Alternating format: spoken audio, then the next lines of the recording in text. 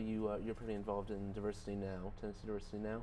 Right. I was hoping you'd be able to comment on the gender-neutral pronoun controversy that was, pretty much sparked this whole thing. Yeah, I can say a little bit about that, and I'd be interested in Joan's thoughts and others too. So the gender-neutral pronoun controversy started, and I'll tell my story about this. I received a text from a friend who lives in New York saying, "What's going on at UT with pronouns?" And I'm a pretty involved faculty member. I teach classes that include things about gender and its history. And I had to write back to the friend and say, "I'm sorry, I have no idea what you're talking about."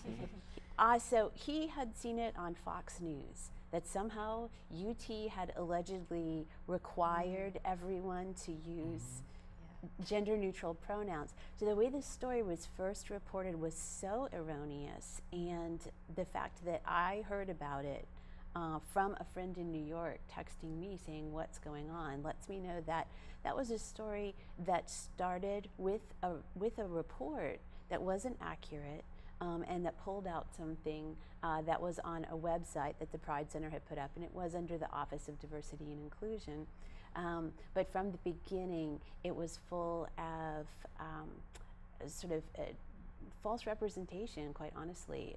No one had been required to use any pronouns or required to do anything differently. It was just a suggestion.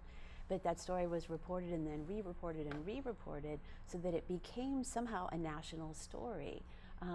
When the content of that story just wasn't true. Yes, there was a website. Yes, it got pulled down. And ironically, the whole world knows about our website now because it went all over the place through media outlets. So that website and the recommendations were simply to acknowledge that you don't always know if you have a transgender student in your class, and that asking people the name they prefer to use and the pronouns they prefer to use up front is a way to not single someone out.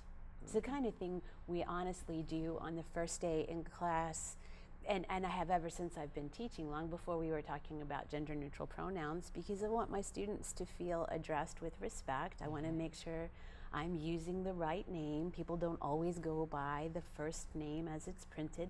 So some of this is actually very simple, but that story took fire, and we've been trying to put that fire out, I think, since. Speaking about the students, what were your guys' take on the Office of Diversity, gender neutral pronoun controversy, all this? That, to me, it was more of a personal thing. Like, why do I have to change what I'm so used to, what I'm comfortable with saying? It's like you telling me to adopt a whole new way of thinking, way of speaking, and to make you feel better. And to me, at the time, I was very uneducated about the situation, so we didn't really know too much about what was taking place. So it was just me being, I took the situation personal, me being uneducated, me being overly offensive and not realizing the importance of why it is there. And over time, allowing myself to just digest what was taking place, I understood, like, I would want somebody to respect me and address me in a mannerable way. So I feel like I should do the same thing in the hopes that they know that I'm too, respecting them too. So learning that and just digesting that and just taking it all in, it helped me realize the importance of it. But at first it was a little iffy, but just going over it, just, okay, why? I was asking that why question. Like, why should I do this, or why should I do this? And it's important to ask the why question, because if you don't ask the why question, you continue to go, without knowing, and no one wants to go without knowing. So I asked that why question, and it pretty much helped me a little bit understand the importance of how you should address someone, and the respect you get from it. And I think it opens up to a more comfortable conversation, as well as them being able to accept you for who you are, vice versa.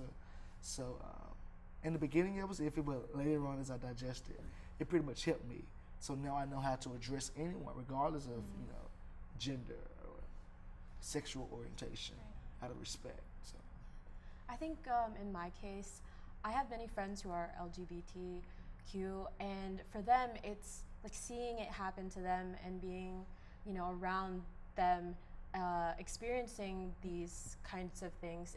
It kind of makes me think about why is it so hard for people to just address them the way they want to be? It's kind of like if you go by a certain name, like a first name, but you actually go by your second name, it's like, are you gonna just call them by their first name just because it's more comfortable for you, even though you know that's not what they go by? So to me, I think it's just as simple as just respecting kind of their identity in a sense. I don't know why it's so difficult to just address the people the way they want to be addressed, but I can see why it would be different for other people, just because, like you said, it's more comfortable to just do what you've known for a long time, and it's hard to kind of break that mold.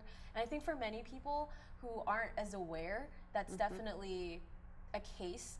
But I think because of the diversity, that's why it's so important, like, to learn about that stuff. You know, as students, we are always kind of immersed in situations where there's people that we might not have kind of encountered in our life before. But I think that exposure and that awareness really makes it so that we learn from each other.